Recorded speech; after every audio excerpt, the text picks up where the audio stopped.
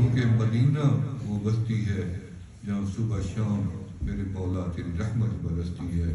جہاں 70,000 فرشتہ صبح آتا ہے، شام تک درود و سلام پڑھ کے جاتا ہے، پھر شام کو وہ چلا جاتا ہے اور 70,000 آتا ہے، پوری رات درود و سلام پڑھتا ہے، پھر قیامت تک ان کو باری نہیں ملتی، کیونکہ آدھا قرآن اترا ہے مکہ میں، آدھا اترا ہے مدینے میں، جہاد کا حکم ملا مدینے میں، پردے کا حکم ملا مدینے میں، زکوٰۃ کا حکم ملا مدینے میں، حج کا حکم ملا مدینے میں، رمضان کے روزے کا حکم ملا مدینے میں، تحویل قبلہ ہوا مدینے میں، پہلی مسجد اسلام کی بنی مدینے میں، پہلی اذان ملی مدینے میں، جمعہ ملا مدینے میں، عیدین ملی مدینے میں، پہلی قبر بنی جنت البقیع بنی مدینے میں، ما بین بیتی و منبری روضۃ من ریاض الجنہ، 2 رکعت نماز پڑھو ایسے ہو جاؤ جیسے کبھی زندگی میں گناہ کیا ہی نہیں تھا۔ مدینے میں جبل احد جبل من جبال الجنہ یحبنا و نحبهم مدینے میں، وادی عقیق جنت کی مدینے میں، المدینہ جزء من الجنہ، میرے مالک نے پورے مدینے کو جنت بنا رکھا ہے۔ ارض المدینہ علی ظہرها برکات، ارض المدینہ فی جوفها رحمان،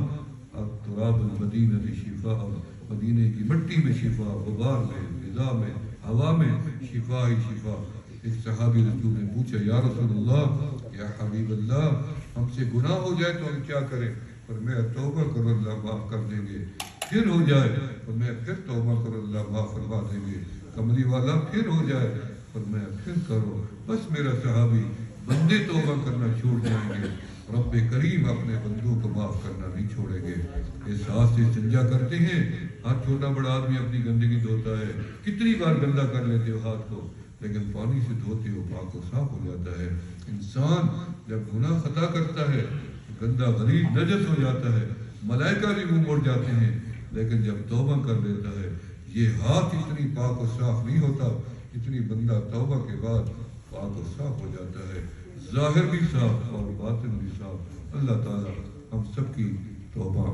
استغفار کے کلمات پڑھ لیں تاکہ ہم توبہ ہی کر لیں۔ پڑھیں بسم اللہ الرحمن الرحیم، استغفر اللہ العظیم، استغفر اللہ تعالی ربی من کل ذنب واتوب الیہ۔ سب کی توبہ ہو گئی، اللہ تعالی نے قبول و مقبول فرمانی، وآخر دعوانا الحمدللہ۔